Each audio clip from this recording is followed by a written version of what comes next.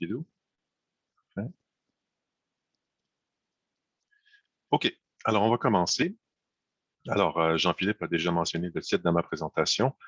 L'image du personnage que vous voyez à l'écran et puis la citation vient de l'intendant Claude Thomas Dupuis, qui était particulièrement zélé dans sa croisade contre la contrebande à Montréal.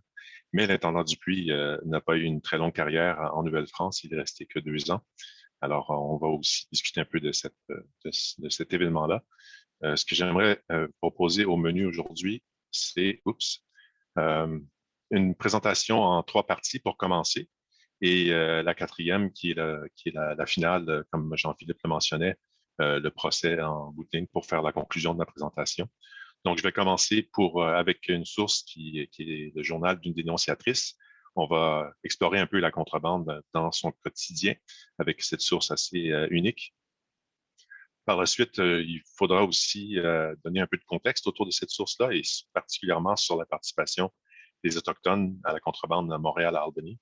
Donc, ce sera une section un peu plus didactique, pour ainsi dire. Et le deuxième type de source que j'aimerais explorer avec vous aujourd'hui, ce sont les ordonnances et les sources d'information de l'intendant, puisque l'intendant est le premier magistrat de la colonie qui va prendre en charge en dernier recours les procès de contrebande. OK.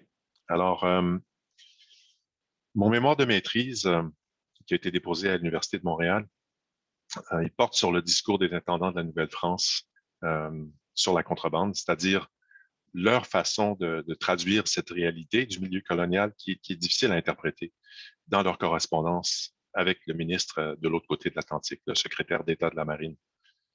Euh, pour comprendre ce qui finit par paraître sous la plume de l'intendant, il faut comprendre quelle information lui parvient et aussi comment cette information lui parvient. Alors, selon mon hypothèse, c'est en analysant le croisement de réseaux, c'est-à-dire des réseaux des alliances informelles de la contrebande, l'organisation de la répression, la circulation de l'information dans le petit monde colonial. Ces réseaux-là, c'est en les croisant qu'on peut saisir la relation que j'appelle une relation dialectique entre la contrebande et sa répression. Euh, L'intendant, brièvement, parce que je ne vais pas assumer que vous êtes tous des spécialistes en histoire de la Nouvelle-France, on peut dire tout simplement que c'est un personnage très important dans l'administration coloniale. C'est un peu, en termes honorifiques, c'est le numéro 2 de la colonie, le premier magistrat, le premier administrateur de la colonie de la Nouvelle-France. À partir du moment où la colonie devient une colonie royale, le numéro 1 de la colonie, c'est évidemment le gouverneur, qui est le représentant officiel du roi à qui revient les affaires militaires et diplomatiques. Les intendants sont des commissaires royaux. Ils sont issus des grandes familles de la noblesse de robe en France. Officiellement, ils sont des délégués de la justice royale dans les différentes provinces ou, dans certains cas, ce qu'on appelait des pays là, en France et les colonies françaises. En France, la juridiction de l'intendant, c'est ce qu'on appelle la généralité, c'est son territoire administratif. En colonie, c'est la colonie elle-même. Et comme vous pouvez voir avec l'image que j'ai à l'écran, la colonie est subdivisée en 3 gouvernements. Ça va être pertinent tout à l'heure quand on va parler de la façon que les dossiers des affaires de contrebande sont traités en justice. Donc, ils ont des responsabilités vastes, les intendants. C'est un gros sujet aussi. Justice, police et finances, ça fait partie de leur titre. En gros, l'intendant était le grand titulaire de l'administration et de la justice en colonie. En ce qui nous concerne, l'intendant va être le point de jonction entre 2 types de sources, les sources officielles et les sources informelles qui portent sur la contrebande. Ce que vous voyez à l'écran, c'est mon diagramme au complet. Je vais faire des zooms sur les différentes sections de mon diagramme. Comme ça, on va pouvoir explorer un peu plus ces relations, la façon que l'information circule en colonie. Alors, inquiétez-vous pas si vous ne voyez pas les détails de mon diagramme. Un peu de contexte aussi, c'est que pour expliquer ce diagramme, suite au décès de Louis XIV en 1715, il va y avoir une série de réformes dans l'appareil administratif de la monarchie qui va faire des intendants coloniaux des pivots incontournables de la chaîne de l'information transatlantique, notamment en ce qui a trait à la contrebande. À partir de 1715 aussi, l'intendant va reprendre ce qu'on appelle les affaires ou les procès de contrebande en dernière instance. ce qui auparavant revenait au Conseil supérieur sur lequel l'intendant siégeait. Donc, moi, je vous propose d'examiner deux types de sources, une pour chaque branche majeure de mon diagramme, les sources officielles et les sources informelles, et voir comment elles ont convergé autour de la personne de l'intendant euh, en amont de sa mise en discours dans la correspondance officielle avec le ministre de l'autre côté de l'Atlantique.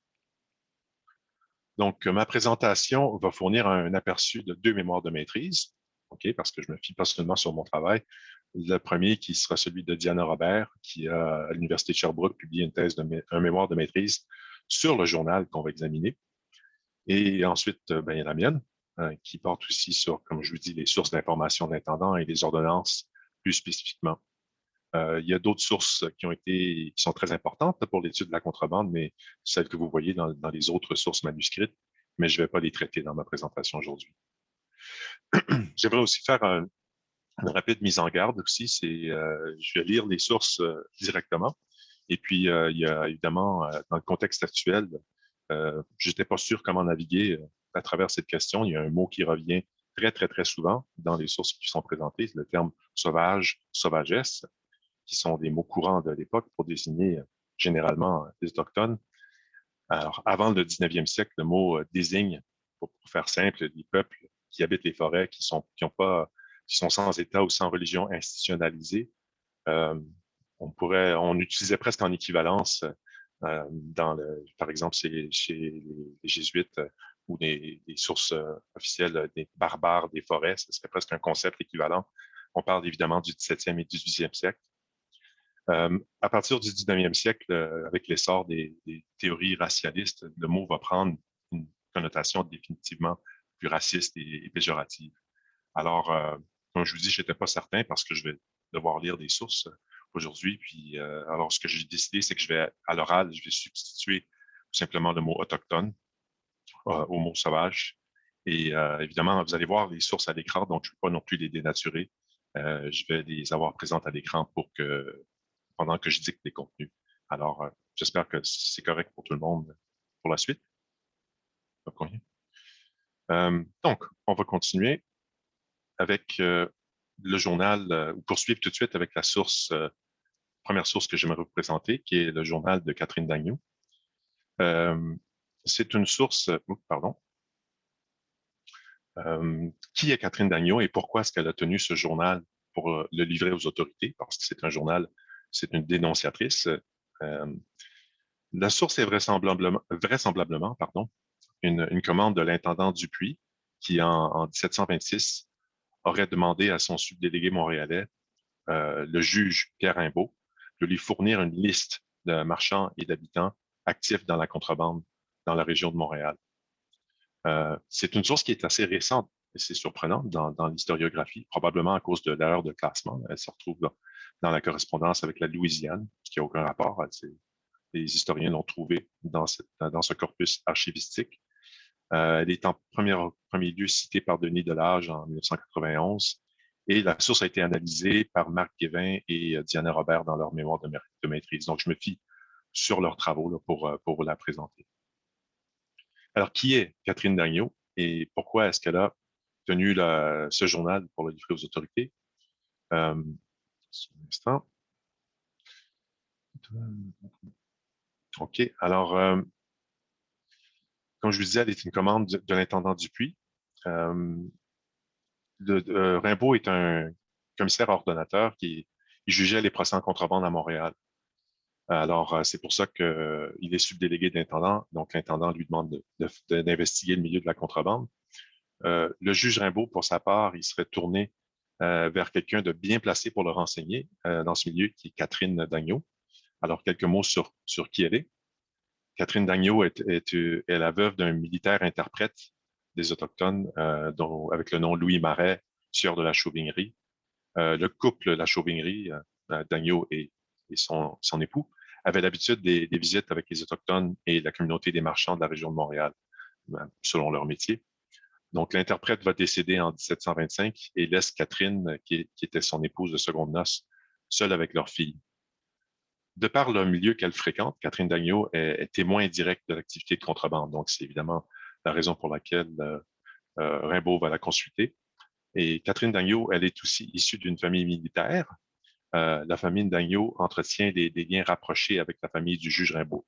On verra ça aussi dans la conclusion que je vais vous parler à la fin. Donc, ce journal est constitué d'une cinquantaine de rapports qui sont rédigés à intervalles irréguliers entre l'automne 1729 et l'automne 1730. Alors, je vais basculer maintenant dans la source. Je voulais juste vous mettre à l'écran des noms qui vont revenir souvent. Notamment, vous allez voir le Sault, S-A-U-L-T, qui se réfère au Sault Saint-Louis, Kahnawake, aujourd'hui. Orange, c'est Albany, New York, et Chouagan, c'est Oswego, New York aussi. Alors, c'est des toponymes qui vont revenir souvent dans la source. Alors, on va maintenant aller directement dans notre source, et puis je vais lire plusieurs extraits. Alors, je voulais quand même vous donner un peu euh, cet aperçu là, à partir des extraits directement. Donc, c'est la transcription que vous voyez à l'écran et dans le mémoire de maîtrise de Diana Robert. Je pourrais mettre le lien dans Zoom par la suite si vous voulez aller le consulter directement. Donc, on va commencer avec, je vais en lire tout simplement un après l'autre, puis on pourra ensuite les commenter par la suite. On va commencer avec le 28 novembre, celle que vous voyez à l'écran ici. Alors, je cite, « Il est entré autour de 8000 livres de marchandises de contrebande à Montréal pour le compte de Lédius, Francheville et de Coigne. L'Autochtone qui conduisait les marchandises se nomme Guérégandiac. Au commencement de novembre, Leaveston anglais a écrit à un commerçant de Montréal de lui demander s'il était vrai que le sieur Rimbaud n'eut plus d'inspection pour la contrebande et que si cela était, il lui enverrait pour 30 à 40 000 livres tournois de marchandises à la charge de lui faire les retours en bon castor, qui lui paierait 9 livres 4 sols la livre. Le commerçant a offert une somme considérable à une personne qui sait parfaitement la langue des Autochtones, qui colporte pour les Anglais, pour recevoir les envoyés du sieur Leaveston. Le prochain, 24 novembre 1729. Un canot descendant de Cataraqui, ou le fort Frontenac, en débarquant à l'île Perrot, a fait rencontre de canots de 6 places chargés de marchandises de contrebande où étaient 3 Autochtones et un Français, lequel canot a passé par la rivière Chaly. Monsieur Dupuis, l'intendant, avait établi que l'on visiterait les Autochtones qui porteraient les mannes parce que c'est dans les mannes que les Autochtones apportent les vaisselles, les mousselines et les calendriers. Les Autochtones n'y s'y étaient pas opposés et ils étaient accoutumés à cet ordre, qui était d'ailleurs conforme à ceux de la Cour, qui est de leur faire entendre que tout ce qu'ils portent et qui n'est point de leur usage est suspect de contrebande, comme les dites sortes de marchandises dont les Autochtones ne font aucun usage. Les Autochtones n'usant d'aucune sorte de vaisselle, ni de mousseline ou de calendrier. Le préposé de la compagnie a fait défense aux gardes de visiter aucune des mannes des Autochtones entrant ni en sortant de la ville. Alors, je vais sauter quelques pages. On va aller au 27 avril. Là, on est en 1730 ici. Pardon. 27 avril. 6 Autochtones venant de la Nouvelle-Angleterre, chargés de pièces de drap et autres marchandises, en ont fait l'entrepôt à la ferme des prêtres de Saint-Sulpice, qui est à Saint-Gabriel, dont on les a rapportés partis dans la calèche du sieur Hervieux, qui conduisait le commis de M. de Senneville, et parti sur le dos de deux Autochtones. Plusieurs commerçants, entre autres le sieur de Francheville, a mandé aux Anglais de ne point venir ici parce qu'ils l'enverraient dorénavant plus librement chez eux. Okay. On va aller ensuite au 28 mai 1730. Alors, c'est un dimanche. Sortant du sermon de la paroisse sur les 4 heures après-midi, j'ai rencontré la femme de Teguassin, autochtone du Sault-Saint-Louis, chargée d'indienne. Je les ai vues et maniées. Il y en avait 10 pièces qu'elle portait chez Lydius, dont elle était fort épouvantée d'être prise. Je puis assurer qu'il n'y a jamais un garde de jour qui fasse aucun quart, et surtout quand ils sont avertis qu'il s'est entré quelques marchandises de contrebande.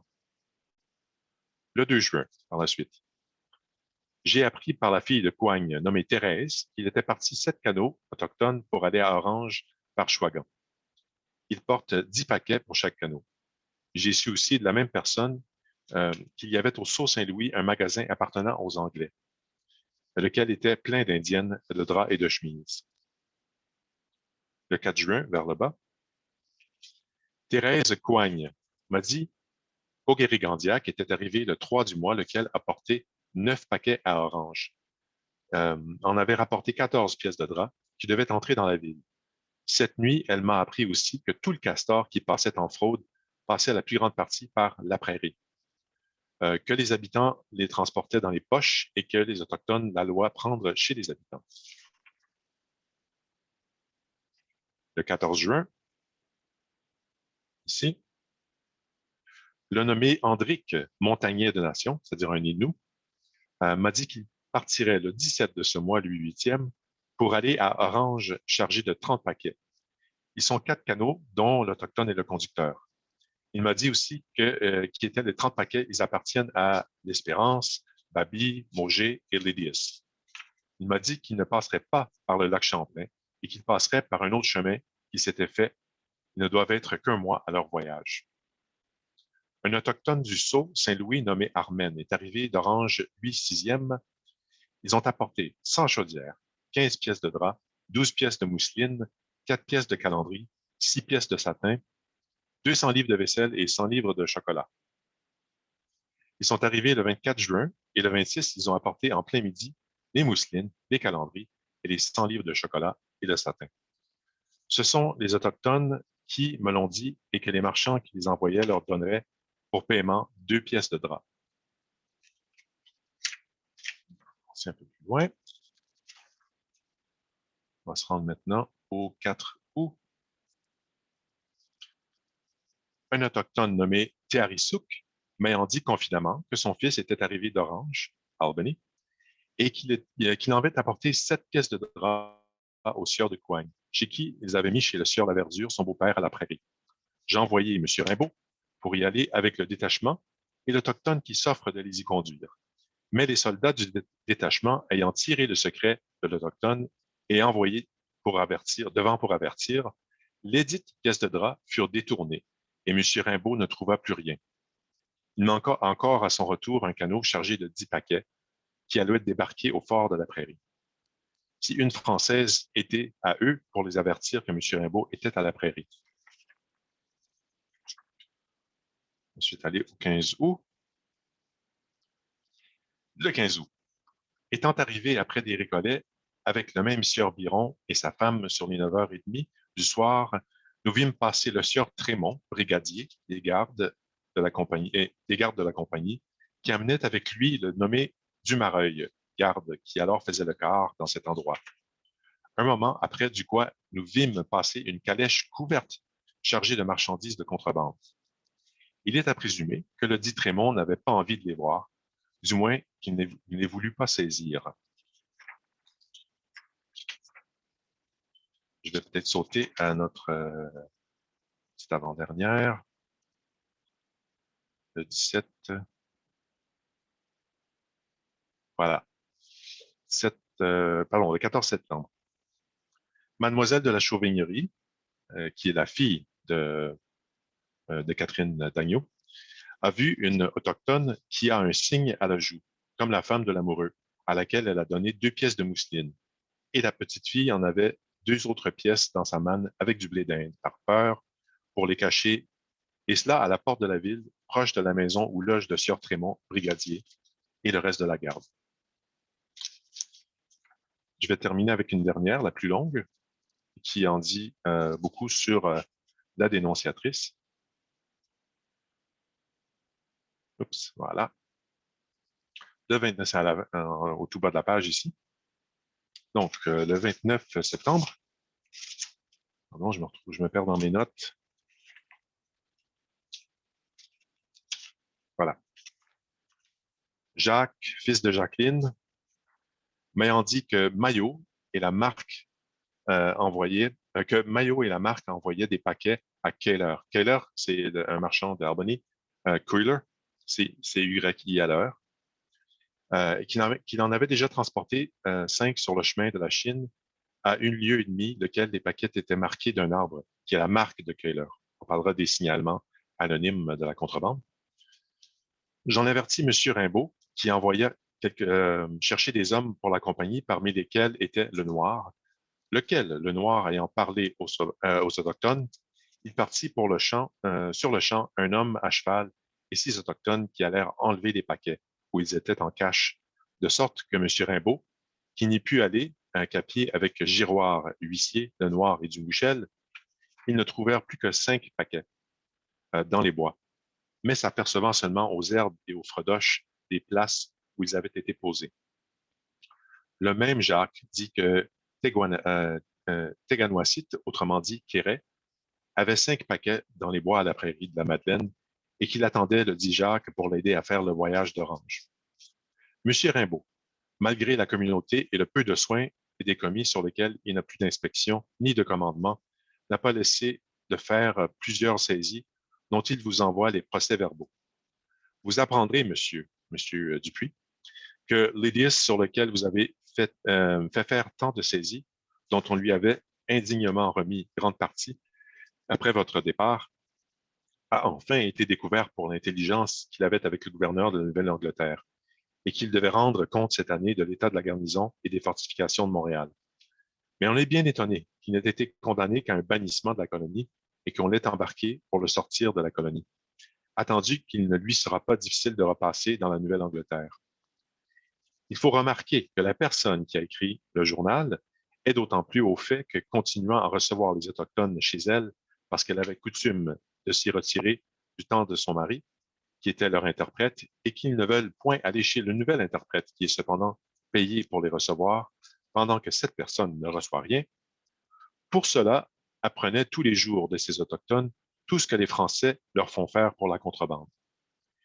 Il faut de plus remarquer que les mémoires font mention de près de 5 à 600 paquets de castors et de plus de 300 pièces de drap, sans compter les pièces de mousseline et d'indienne et autres marchandises.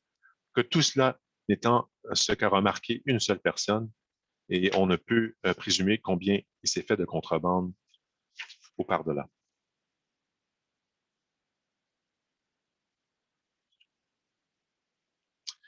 Alors, quelques commentaires sur les sources. Merci de votre patience. Je voulais vraiment vous en lire des extraits plus longs parce que c'est important de comprendre que cette source nous communique les allées et venues de la contrebande au quotidien dans l'entourage de la dénonciatrice. Quelques extraits, quelques remarques sur ces extraits. Premièrement, il y a beaucoup de noms. Donc, c'est les noms de marchands. L'intendant Dupuis et Hoccard aussi sont tous les deux mentionnés. Le juge Rimbaud est le nom qui revient le plus souvent dans cette source. Beaucoup de noms de marchands, de paysans, d'Amérindiens aussi, d'officiers et de soldats. On a aussi des lieux qui reviennent très souvent, donc des entrepôts qui sont particuliers à la contrebande à Montréal, la Prairie, Châteauguay et surtout le Sceau, qui est le Sceau Saint-Louis, donc Kahnawake. Nous avons aussi grand détail dans les marchandises qui circulent. Donc, en fait, la liste que vous voyez à l'écran, c'est pas tout à fait ce qui est dans la source. C'est la liste de marchandises dans les saisies en grande perquisition de 1741. Donc, ce que vous voyez, la catégorie vers le haut, les meubles, c'est plutôt issu de cette saisie-là. Mais si on regarde un peu plus les textiles vers le bas de mon diagramme, c'est vraisemblablement ce qui revient très, très souvent dans le journal de Catherine Daigneault. Donc, beaucoup de choses pour usage domestique.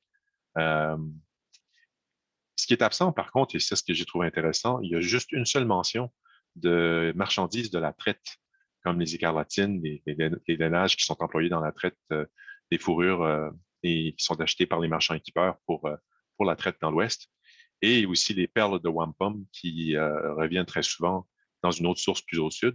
Donc, il n'y en a pas du tout dans le journal de Catherine Daigneault. Donc, on a surtout dans cette source-là aussi, ce qui est particulier, c'est que c'est écrit aussi à la première personne, sauf pour le dernier rapport, où elle parle d'elle-même à la troisième personne.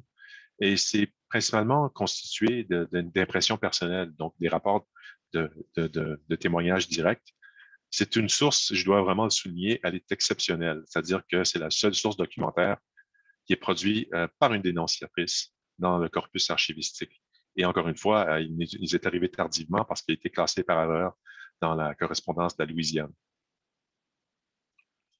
On va revenir sur les suites judiciaires si on a le temps à la fin, mais j'aimerais fournir un peu plus de contexte sur la contrebande pour comprendre un peu les extraits que je viens de vous lire, notamment sur la participation des Autochtones dans le commerce Montréal-Albany. Donc, le commerce Montréal-Albany va prendre son essor pendant les années 1680, dans le long dénouement du conflit qui va opposer les Iroquois de la Ligue et les alliés autochtones des Français pendant la dernière moitié du 17e siècle. Alors, avec la mainmise sur les réseaux de traite de l'intérieur du continent, le système d'alliance français va se trouver concurrencé par le marché new-yorkais, où le prix d'achat des fourrures offerts par les Anglo-néerlandais va demeurer une tentation permanente pour les Montréalais. Le commerce Montréal-Albany est aussi, on pourrait dire, l'enfant illégitime du monopole d'exportation des pelleteries et de la fiscalité de l'État colonial français.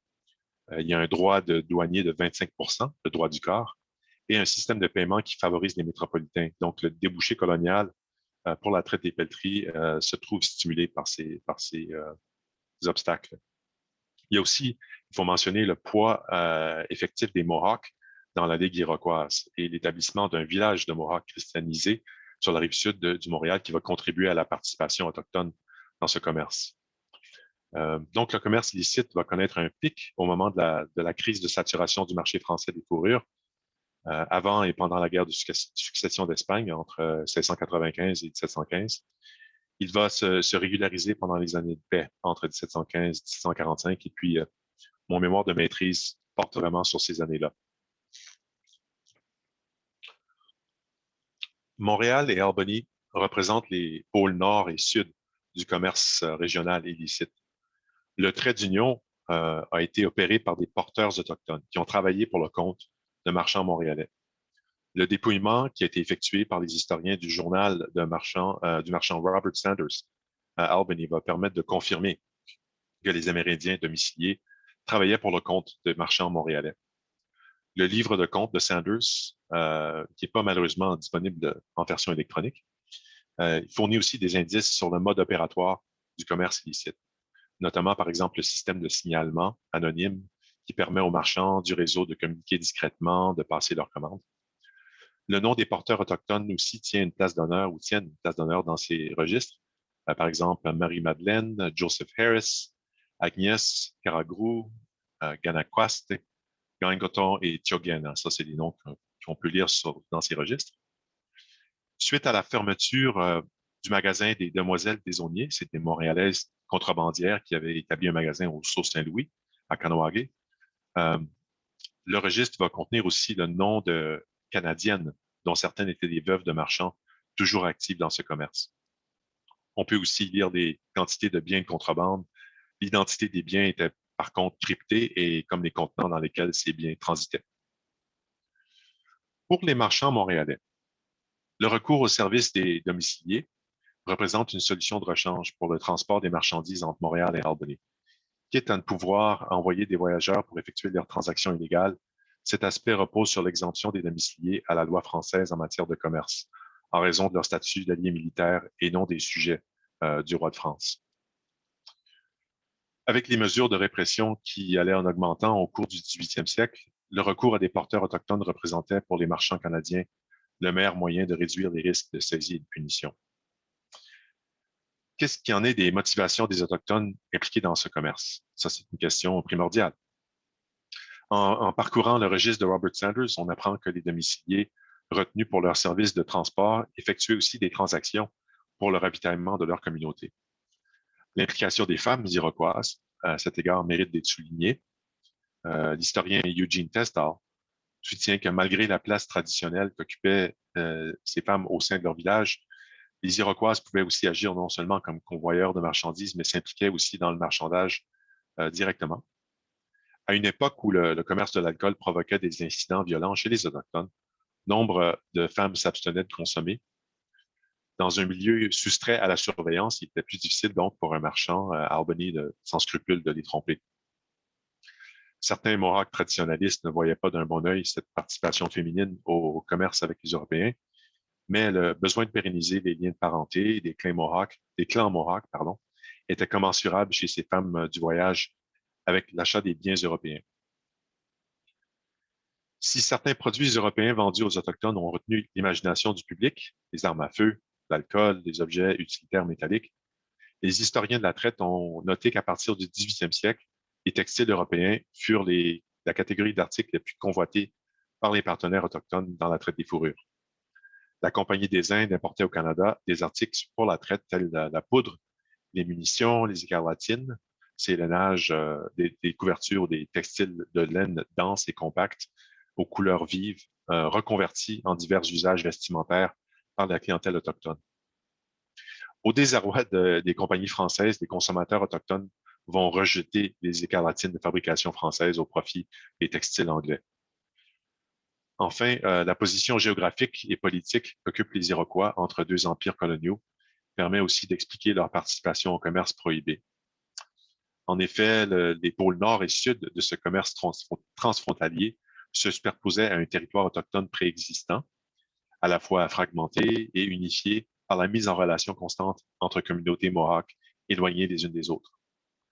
Si la participation autochtone à ce commerce permettait aux marchands canadiens d'opérer à couvert, elle s'inscrivait aussi dans une mouvance intégrative chez les Iroquois, avec ses caractéristiques précises, le va-et-vient constant, les échanges matériels et symboliques, l'affermissement des liens de parenté, etc.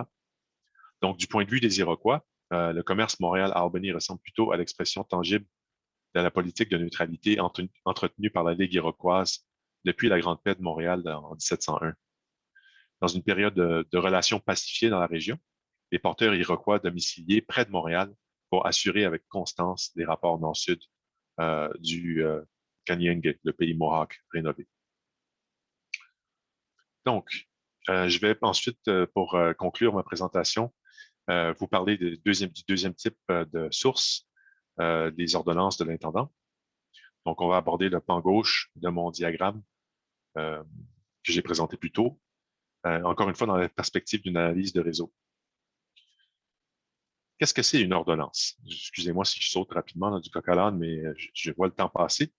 Alors, l'ordonnance, ça aussi, c'est un sujet assez complexe, mais on peut dire d'une certaine façon, si les ordonnances sont pas, c'est pas l'apanage exclusif de l'intendant. Le roi peut faire des ordonnances, les gouverneurs, les subdélégués. La publication d'ordonnances est quand même au cœur du métier de l'intendant. Marie-Ève Ouellette nous fournit une définition qui nous permet d'en saisir l'essentiel. Les intendants, je cite, pardon, les intendants utilisent le terme ordonnance pour désigner l'ensemble de leurs actes qui portent un ordre contraignant, qu'il soit positif, dans lequel l'acte va prescrire ou autoriser, ou négatif lorsqu'il interdit ou défend. Donc, il y a des différents types d'ordonnances et des procédures qui les entourent. Moi, je vais vous en présenter deux rapidement, juste pour l'exemple. Il faut se souvenir aussi que les ordonnances sont publiées dans la place publique ou dans les tribunaux, par exemple, et parfois aussi communiquées à l'oral. Donc, je vais passer en rafale rapidement quelques ordonnances qui sont là pour certifier des saisies de marchandises illégales, pour vous donner un peu un aperçu de la répression. 16 août 1723, ordonnance de l'intendant Bégon, qui déclare bonne et valable la saisie faite par le sieur de Chabrevois, commandant à Chambly, dans un canot d'Amérindiens qui venait d'Orange, de 8 grands bassins d'étain, 24 cuillères, 2 tasses d'étain, 21 creusettes de grès, 19 paires de cardes à laine et 41 livres de fil à raie. 7 octobre 1724, ordonnance de l'intendant Bégon, qui déclare bonne et valable la saisie faite sur 3 Amérindiens du Sault-Saint-Louis par le sergent des Lauriers et un détachement de 6 soldats, de 2 paquets de peau de chevreuil, 2 paquets de castors secs et 6 castors en un petit paquet, et qui décide que les pelleteries saisies seront et demeureront confisquées au profit de la Compagnie des Indes. 28 juin 1730, ordonnance de Gilles Hoccard, qui déclare bonne et valable la saisie d'une pièce d'écarlatine de fabrique étrangère faite sur des Abénaquis, le 23 de ce mois par les gardes de la Compagnie des Indes. 20 juillet 1730, ordonnance de Gilles Hoccard, qui déclare bonne et valable la saisie d'un canot et d'un paquet de chaudières faites par le sieur Rimbaud, lieutenant général de Montréal, sur 3 individus habillés en Amérindiens, qui ont pris la fuite sans être reconnus, et décide que le canot et les chaudières resteront confisqués au profit de la Compagnie des Indes. Une petite dernière. Le 19 mai 1736, ordonnance de l'intendant Hocquart qui déclare bonne et valable la saisie d'un mantelet d'indienne à fond blanc et à fleurs rouges de fabrique étrangère, faite sur la femme du nommé Basquier, ferblantier de Québec, le confisque au profit de la Compagnie des Indes et condamne ladite femme Basquier à l'amende de 100 livres. Donc, rapidement, on a vu quelques intitulés d'ordonnances pour les saisies, là, parce que, comme je vous disais, il y a plusieurs types d'ordonnances. Moi, je me suis posé la question dans ma recherche, si les Français et les Autochtones vont se partager la vedette dans les ordonnances qui certifient les saisies, qui, en bout de ligne, sera jugé pour des faits de contrebande au tribunal de la juridiction de Montréal? On a vu plutôt que les Amérindiens ou les domiciliés plutôt sont exempts de la justice française, notamment. Donc, hormis l'exception autochtone que j'ai déjà évoquée, la question que je me posais, c'est est-ce que la loi s'applique uniformément à tous les sujets du roi de France? Quelques mots donc sur la réglementation royale sur le commerce. Dans l'Empire colonial français du 18e siècle, la réglementation sur le commerce émane à partir d'une seule source d'autorité, le roi de France et son Conseil d'État. La justice déléguée de l'intendant se situe quant à elle à l'intersection de la source de la législation royale et de son application à l'échelle locale, soit dans les généralités en France ou dans la colonie ou dans les villes de la colonie. C'est l'intendant qui ajuste la portée du règlement qui est issu de la législation métropolitaine en assurant l'ordonnancement des juridictions particulières du royaume et de ses colonies. Donc, il y a deux types d'arrêts du Conseil du roi qui visent la contrebande hors métropole. Il y a premièrement les grands règlements du commerce. Je vous ai mis des dates à l'écran, qui fournissent le cadre général à partir duquel les instances d'autorité locales peuvent rendre justice dans les cas de contrebande. Ensuite, il y a le Conseil d'État du roi en France qui va publier des ordonnances qui visent directement le commerce Montréal-Albany. Et celles-ci sont enregistrées au Conseil supérieur à Québec. Et finalement, l'intendant va publier lui-même des ordonnances pour interdire certaines formes de commerce, autoriser des saisies des biens de contrebande et aussi régler des contestations. Donc, qu'est-ce qui se passe quand une ordonnance, quand un contrebandier est pris en flagrant délit? Qui initie la procédure judiciaire qui entoure les saisies?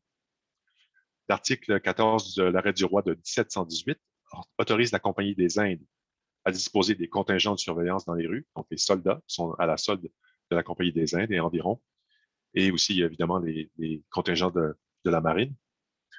Dans ces localités, ce sont les agents de la compagnie qui ordonnent les descentes par le biais de leurs commis, les informateurs, et vont aussi formuler les requêtes auprès de l'intendant après coup pour certifier les saisies.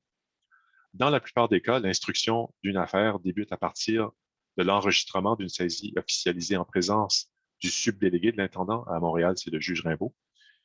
Les subdélégués de l'intendant à Montréal auront la prérogative d'instruire en justice les dossiers de contrebande et d'assurer le suivi auprès de l'intendant.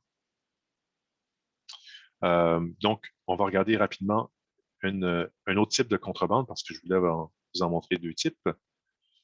Celle que j'ai ici, pardon, c'est celle de 1738, qui est plutôt, ça c'est un type d'ordonnance, pardon, un type d'ordonnance qui revient souvent, dans lequel on va réitérer ou répéter le règlement ou l'ajuster, comme je vous le mentionnais, pour le contexte local. Donc, on prend en compte les données locales, les réalités, par exemple à Montréal ou dans les environs de Montréal, et on va tout simplement répéter le règlement en ajustant directement sur ce qui est vu. Alors, je vais essayer de, excusez-moi, je vais essayer de barrer parce que je vois pas tout à fait mon extrait.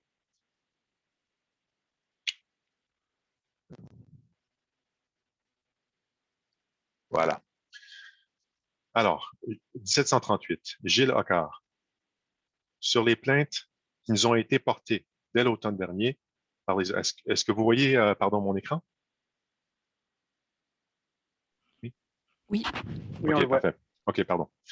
Alors, sur les plaintes qui nous ont été portées dès l'automne dernier par les agents des contrôleurs de la Compagnie des Indes en ce pays, que nonobstant les défenses faites par les différentes ordonnances et déclarations du roi et arrêts de son conseil de transporter directement ni indirectement dans les colonies anglaises du castor en fraude et d'en rapporter des écarlatines, toiles d'indienne, mousseline, coton et autres marchandises de fabrique étrangère, quelques négociants, traiteurs et voyageurs de la ville de Montréal n'ont pas laissé des contrevenir particulièrement l'année dernière, malgré la vigilance des employés de la dite compagnie et l'attention que les officiers de justice apportent suivant les intentions du roi et les ordres particuliers que nous leur avons donnés.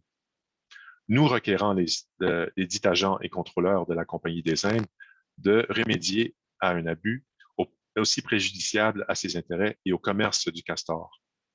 Sur ces plaintes, nous fîmes la même automne dernier rassembler devant nous les principaux négociants de Montréal qui étaient à Québec.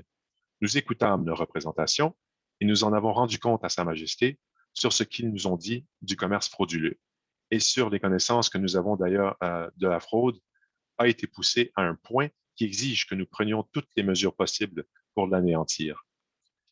C'est par ces considérations, en attendant que Sa Majesté y ait pourvu et sous son bon plaisir, que de concert avec Monsieur le Marquis de Beauharnois, gouverneur et lieutenant général pour le roi en ce pays, nous avons estimé qu'il était du bien du service du roi, de celui de ses sujets en Canada, et pour maintenir la Compagnie des Indes dans la jouissance de son privilège, d'ajouter quelques nouvelles dispositions à celles qui ont été ci-devant ordonnées au sujet du commerce du castor ainsi qu'il en suit.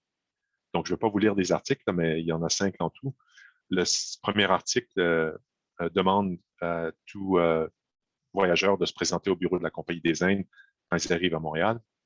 Le deuxième, les castors qui sont laissés dans les postes doivent être enregistrés auprès des commandants des postes dans l'arrière-pays. L'article 3, c'est une interdiction d'utiliser le castor comme moyen de paiement pour d'autres marchandises en colonie, parce que ça devient un prétexte de la contrebande. Le numéro 4, c'est une interdiction de traiter avec les Autochtones hors du cadre officiel de la traite, de la traite officielle. Et numéro 5, c'est défense des liaisons avec les marchands de la Nouvelle-Angleterre, même sous prétexte que ces marchands de la Nouvelle-Angleterre auraient des dettes à régler avec des Français. Donc, on arrive à la fin de... Bon, alors, à la fin, c'est tout simplement... c'est pour, disons, assigner, enregistrer l'ordonnance. Nous demandons à tous les officiers de justice et de police, à nous, chefs délégués, et à tout ce qui appartient, de tenir exactement la main à l'exécution de la présente ordonnance qui sera lue, publiée et affichée partout. Au besoin, sera les copies d'icelles envoyées dans tous les postes des pays d'en haut, fait et donné à Québec, etc., etc. Okay. Alors, je reviens justement pour terminer à mon diagramme. Donc, ce qui est clair avec les ordonnances, c'est que l'intendant répond à une sollicitation. L'initiative ne vient pas de l'intendant. C'est généralement à la demande de la Compagnie des Indes, soit pour les ordonnances pour les saisies, pour certifier les saisies, ou les autres ordonnances pour énoncer le règlement. Dans le cas des saisies, on obtient un résumé du procès verbal des marchandises saisies en présence des officiers qui ont commandé la saisie, et c'est toujours officialisé par le subdélégué de l'intendant. On parlera peut-être de lui pendant notre période de questions. Les contrevenants français sont nommés, mais les Amérindiens sont seulement nommés comme Amérindiens. Donc, contrairement au journal de Catherine Dagneau, qui nomme des noms, ou le journal de Robert Sanders, qui aussi nous fournit des noms, on parle seulement d'Abénaki ou d'Iroquois, par exemple. Les circonstances de la saisie sont également mentionnées, donc c'est quelque chose de descriptif et précis. Et finalement, évidemment, les pénalités, les amendes et les compensations sont énoncées. Alors, dernier commentaire ici, c'est dans notre analyse, c'est pour ça que je vous mets le diagramme à l'écran, le subdélégué de l'intendant demeure le point de convergence des sources d'information au niveau local, et c'est lui qui est le relais de l'intendant. Le subdélégué, c'est un commissaire ordonnateur qui a une commission de l'intendant, mais c'est souvent sous la permission du roi. Il représente l'intendant dans une juridiction particulière, dans l'optique de rendre accessible la justice du roi à tout le monde, peu importe leur statut social et leur lieu de vie. Donc, le subdélégué s'occupe principalement de ce qu'on appelle la justice sommaire, mais va juger au civil et au criminel. Et puisqu'il remplace, ça c'est particulier à la Nouvelle-France, le subdélégué va remplacer l'intendant en son absence. Donc, l'intendant qui vient annuellement à Montréal pendant l'été, c'est son subdélégué à Québec qui va reprendre certains de ses dossiers. Et vice-versa, quand l'intendant est à Québec, c'est souvent le subdélégué montréalais qui va juger les procès en contrebande. Donc, bref, le subdélégué est le contact direct avec les informateurs et les agents sur le terrain pour les saisies, numéro 1. Numéro 2, il entérine la procédure judiciaire contre les contrevenants. Donc, c'est lui qui va juger directement l'affaire. Et numéro 3, il transmet les dossiers à charge de l'intendant pour les ordonnances. Donc, tout comme l'intendant est le pivot de communication transatlantique sur les affaires coloniales, le subdélégué est le pivot de l'information locale en ce qui a trait à la contrebande. Catherine Dagneault, avec son journal, elle a ces deux personnalités en tête, l'intendant et son subdélégué. Et grâce à leur appui, ça, elle va faire mouche avec sa dénonciation. J'arrête ici parce que on est déjà presque pas loin d'une heure. Alors, j'aimerais maintenant, si on a le temps à la fin, évidemment, je vous donnerai la conclusion du procès, là, mais pour l'instant, je pense que ce serait mieux qu'on se mette à la discussion. Peut-être juste arrêter de partager votre oui. écran, comme ça on va pouvoir tous se voir en même temps.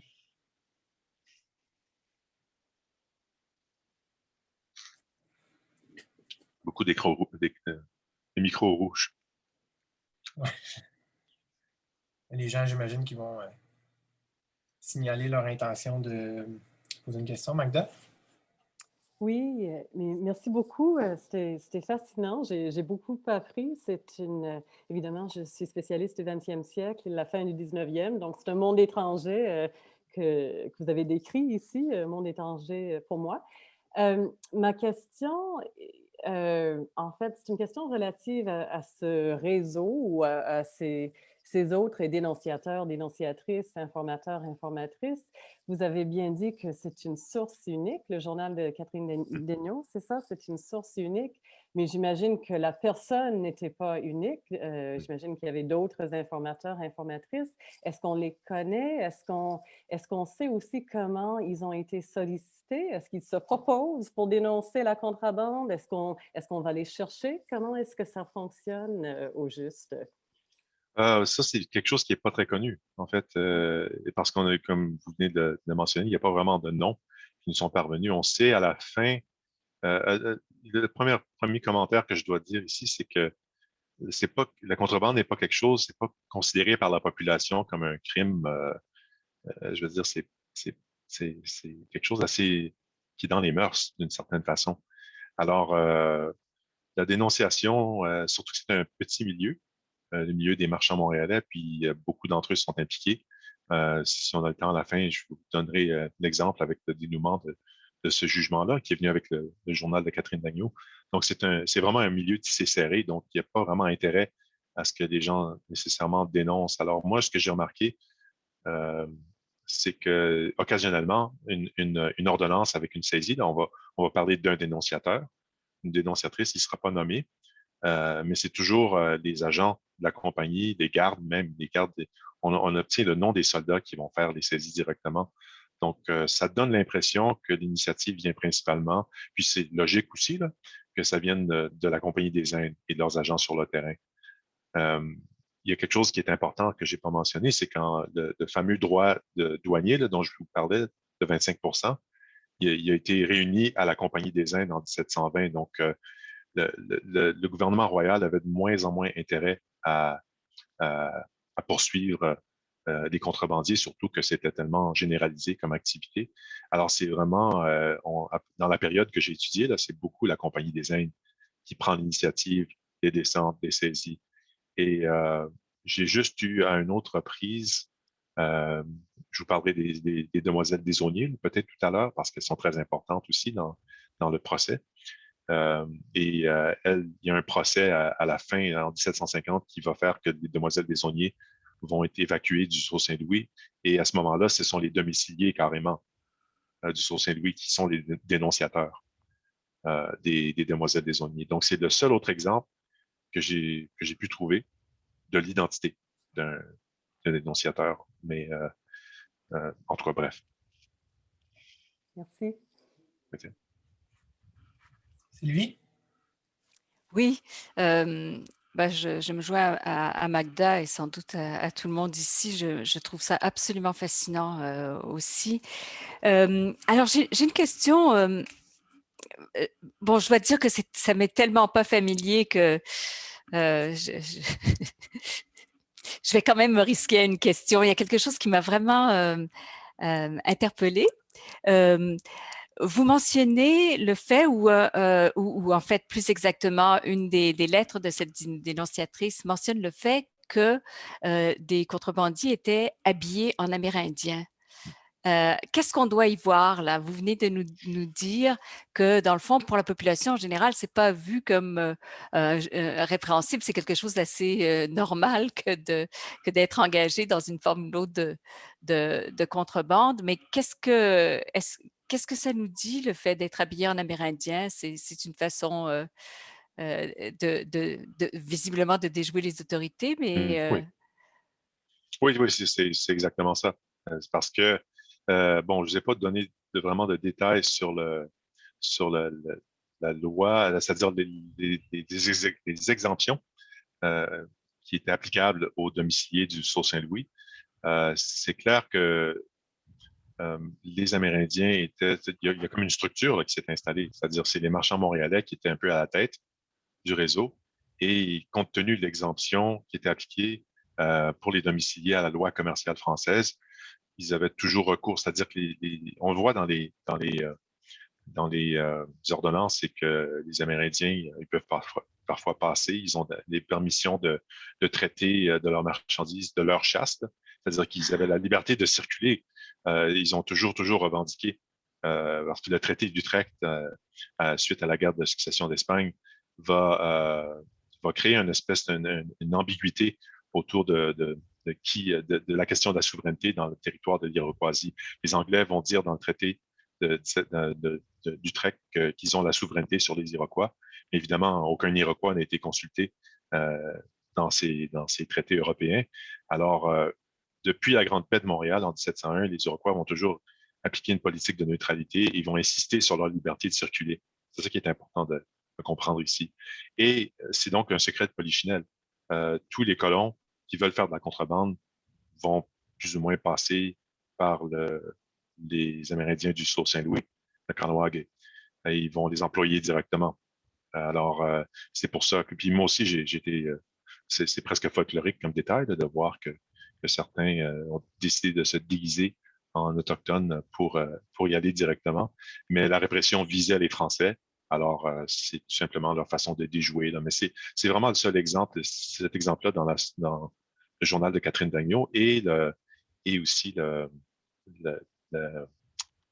l'ordonnance que je vous ai citée tout à l'heure, où on parle de Français déguisés en Amérindiens. Sinon, c'est les Amérindiens qui directement circulent selon leur bon vouloir, parce qu'ils réclament leur droit de circuler.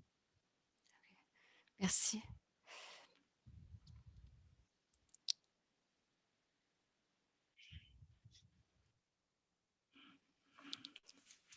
Questions, commentaires, témoignages?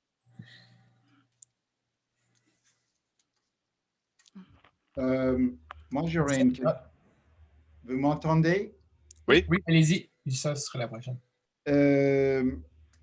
J'aurais une question si tu peux expliquer un petit peu plus sur, je trouvais ça fascinant ce que tu as dit, sur l'intendant interprète et adapte le règlement royal au contexte loyal et droit coutumier. Ça me semble fondamental dans l'application du droit, mais ça veut dire quoi exactement il interprète? Parce que je pense en termes d'une certaine l'histoire de la loi écrite et puis la loi en droit coutumier, etc.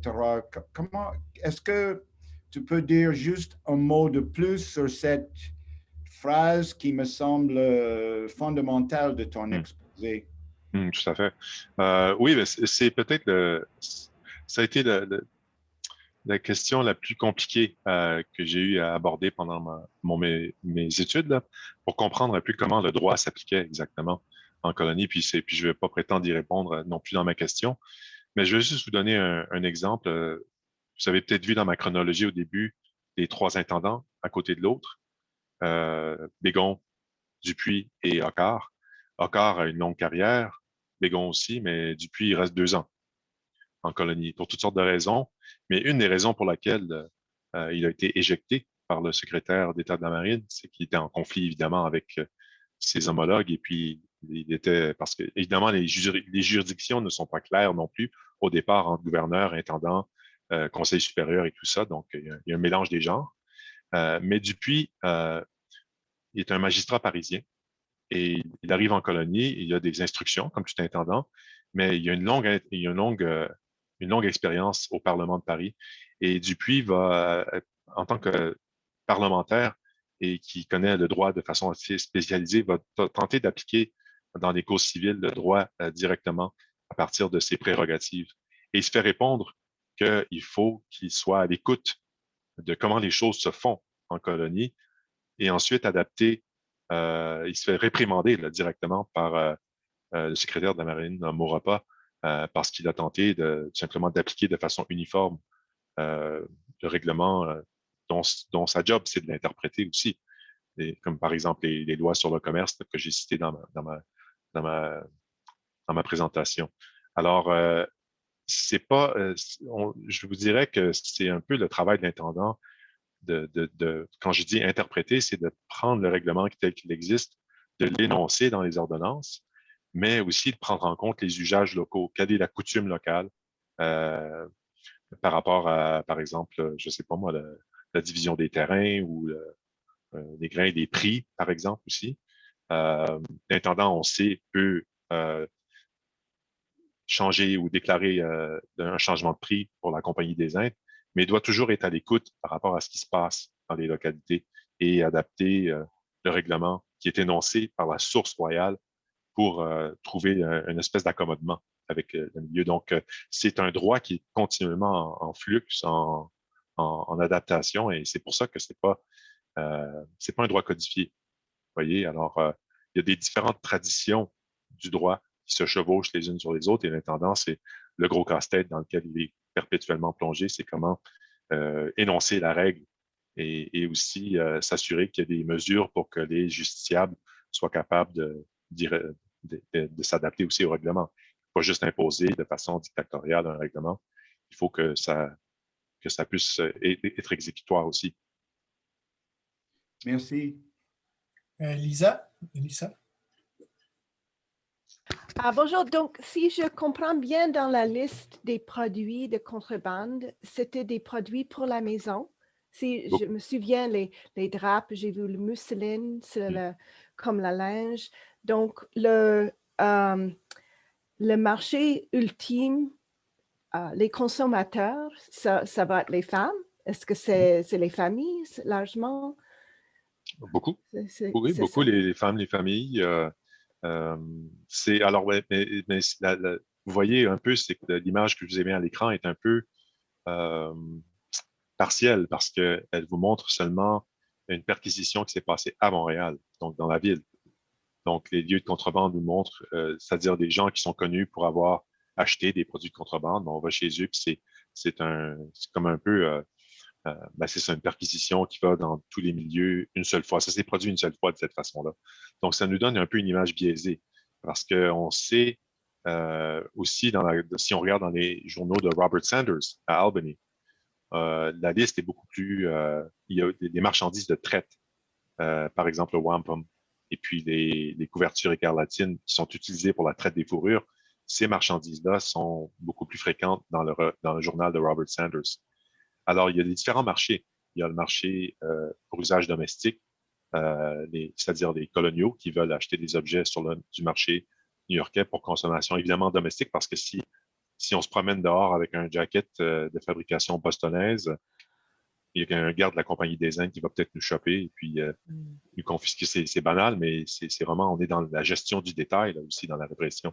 Alors, c'est beaucoup dans l'usage domestique, mais puisque tant de gens sont impliqués là-dedans, c'est très difficile d'appliquer la loi dans quelque chose qui est aussi répandu dans la colonie. Alors, c'est ça, les sources nous donnent des différentes images selon où la répression va s'appliquer.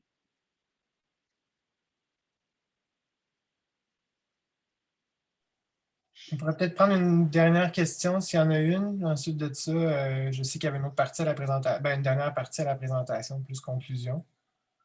Je ne sais pas si ça vous convient Sinon, on passe directement. On fait ça. Donc, Gilles, votre dernière partie de présentation. D'accord? Le punch. On va aller partager l'écran. OK. Voyons.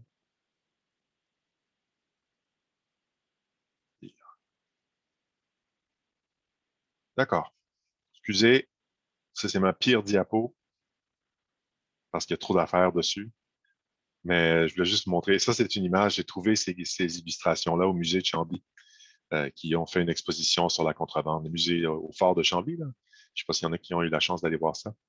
Alors, je vais vous parler tout simplement en conclusion du procès qui a eu lieu suite au journal de Catherine Dagneau. Donc, Catherine Dagneau a livré son journal aux autorités, au juge Pierre Raimbault, notamment, et qui ensuite a livré le journal aussi à l'intendant Rocard. Donc, c'est une saga intéressante parce que ça démontre un peu ce qui a motivé le journal de Catherine Dagneau. C'est pour ça que je voulais vous en parler un peu de ce qui est arrivé. Alors, je vais avancer dans les notes aussi.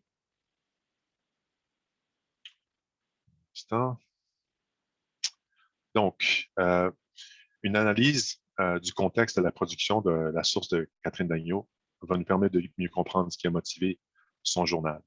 Il y a deux éléments importants à retenir ici. C'est que le journal de Catherine Dagneau débouche sur un procès, le procès de Lydias. Vous avez entendu son nom, vous avez vu là, sur la source que son nom revient souvent. Il revient à 8 reprises dans le journal de Catherine Dagneau et qui est qui tient la deuxième place après le juge Raimbault. Ensuite, l'analyse des réseaux de parentèle de la dénonciatrice de Catherine Dagneau nous permet de comprendre ce qui a réellement motivé la tenue de son journal. Alors, c'est ça. On va boucler la boucle en regardant un peu le pan droit de mon diagramme, donc la consultation directe avec l'intendant et les sources informelles. Je vais vous parler de Lydias pour comprendre qu'est-ce qui s'est passé. Donc, qui est ce fameux Lydias qui subit un procès? Lydias est le fils d'un révérend de l'Église réformée qui est installé à Albany depuis 1700. Les débuts dans le commerce du jeune John Hendricks Lydias sont inconnus. Dans sa jeunesse, on sait que Lydias a été adopté par le clan Mohawk de la Tortue grâce aux efforts de rapprochement qui ont été faits par son père, donc qui était considéré comme en tout cas un fils adoptif. Il s'était ensuite établi à Montréal en 1725 et Lydias va devenir une source de fourrure pour ses contacts à Albany et aussi un fournisseur d'écarlatine pour les domiciliés à Kahnawake et au Sault-Saint-Louis. Donc, au départ, Lydias ne pose pas d'obstacle pour les dynasties marchandes canadiennes qui sont impliquées dans le commerce illicite, notamment les demoiselles des Aulniers, les sœurs des Aulniers, qui sont les filles de l'armateur Pierre Trottier des Aulniers, qui avait établi un magasin de fourniture de traite au Sault-Saint-Louis. Cependant, ce qui est intéressant ici, c'est qu'en février 1727, Lydias va épouser Geneviève Massé, qui est la fille du marchand Michel Massé et Marguerite de Montour, de souche franco-algonquienne. Le mariage de Lydias avec la famille Massé se fondait sur une stratégie de consolidation de réseau qui va unifier les marchands d'Albany, les Iroquois du clan de la Tortue et des marchands canadiens qui traitent avec les Autochtones des pays d'en haut. Donc, Lydias, qui était simplement un marchand banal, un traiteur banal, soudainement, il se trouve au centre d'un réseau de commerce illicite avec une portée transfrontalière. Donc, il apportait une concurrence directe avec les Aulniers qui étaient établis au Sault-Saint-Louis et à leur réseau transfrontalier. Il était leur concurrent numéro un. Alors, on peut se poser la question, compte tenu le poids des Aulniers dans le réseau de traite illicite, pourquoi leur nom n'apparaît pas une seule fois dans le journal de la dénonciatrice? Le nom de Lydias, comme je vous l'ai dit, revient 8 fois, mais les demoiselles des Aulniers, aucune mention. Et pourtant, on sait que c'était vraiment un secret de polichinelle. Tout le monde savait que les Aulniers avaient un magasin au Sault et qu'elle faisait de la contrebande, et puis c'était, encore une fois, un secret de polichinelle. Alors, pour répondre à ces questions-là, il faut étudier les liens d'affaires et de parenté qui convergent autour de la dénonciatrice, Catherine Dagneau. on peut apercevoir que le journal qui est tenu par Catherine, elle met en valeur les activités d'un rival du réseau des auniers, Lydius. Donc, pour étayer la thèse de la conspiration anti-Lydius, Diana Robert, dans son mémoire de maîtrise, va souligner les liens de parenté entre la dénonciatrice Dagneau, Rimbaud et les Disonniers. Alors, je cite, « Au lieu de se lier à une fille de marchand, Julien Trottier, qui est le frère de Pierre Trottier-Desonniers, le papa de nos demoiselles, épouse nulle autre que la fille de Pierre Rimbaud, lieutenant général civil et criminel de la juridiction royale de Montréal. Cette relation pourrait expliquer pourquoi, bien que Pierre Trottier-Desonniers soit alors un marchand négociant qui trempe dans les commerces illégaux, Catherine Dagneau ne le mentionne à aucun moment dans son journal. Marie-Louise Catherine Rimbaud, la fille de Pierre Rimbaud, est aussi la belle-sœur par alliance de Catherine Dagneau. Deux des frères de Catherine Dagneau ont épousé des filles de Pierre Rimbaud. Alors, vous voyez, je vais juste vous donner cet exemple-là pour vous montrer que les liens de parentèle vont aussi être un mélange des genres. Donc, on a le juge qui est la dénonciatrice qui a une relation assez proche avec le juge qui va poursuivre Lydius en cours. Donc, le magasin des Anglais, peut-être qu'on a cité, dont je vous ai cité plus tôt là, dans le journal de Catherine, je me suis posé la question si c'était une référence oblique au magasin des Sœurs des Auniers. Encore une fois, tout le monde savait qu'elles avaient un magasin au Sceaux. On sait qu'au moment où Lydius va consolider son réseau avec le mariage dans la famille des Massé, le juge Rimbaud va procéder à une mission de renseignement sur le commerce de contrebande dans la région de Montréal. La proximité entre Rimbaud et Catherine Dagneau, qui est alliée aux Sœurs des Auniers, permet de déclencher un procès contre Lydius qui occupait le statut d'étranger établi en Nouvelle-France. Pris dans l'engrenage d'un procès et sans véritables appuis, Lydius fut expulsé de la Nouvelle-France en 1730 et brièvement exilé en Europe. De retour en Amérique, en 1731, il n'est pas resté longtemps en prison, Lydius va faire l'acquisition d'un terrain au sud du lac Georges. Donc, ça, c'est à peu près ici. Il va avoir un terrain ici. Et ce qui est vraiment la cerise sur le sundae dans tout ça, c'est que Lydius, qui était le concurrent des Auniers en Nouvelle-France, il va devenir leur allié. Il va être leur contact privilégié dans leur commerce avec les Sanders d'Albany à partir des années 1730. Donc, Lydius s'est fait expulser pour enfin devenir pour faire partie du réseau des Desauniers à titre d'agent de liaison. Donc, ce qui nous permet de comprendre que le témoignage exceptionnel de Catherine Dagneau dans les sources permet d'entrevoir les liens tissés serrés entre le petit monde marchand et aussi le monde de la répression. Et surtout, ça nous permet de voir que les procès de contrebande, les quelques procès de contrebande qui ont eu lieu, visent principalement les petits marchands, les habitants.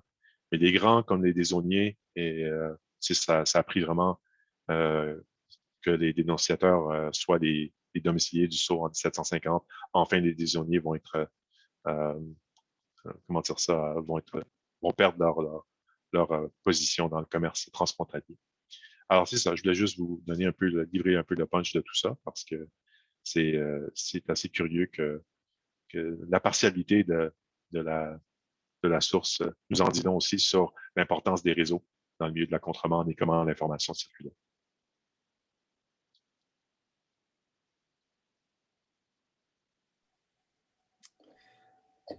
Merci Gilles, merci beaucoup pour la présentation qui était très intéressante et qui ouvre notre séance de M&M et de jeudi virtuel de la saison 2021. Donc, la prochaine séance est jeudi prochain à 17h. Vous allez pouvoir trouver les informations sur la page Facebook et Twitter du groupe pour s'inscrire à la conférence de M. Adjeté, qui est sur les migrations transfrontalières dans le bassin des Grands Lacs. Et le prochain M&M, c'est celui de Laura, le 26 mars, qui aura lieu dans la même formule. Donc, voilà, je ne sais pas si vous voulez rester pour discuter ou... peu importe, oui.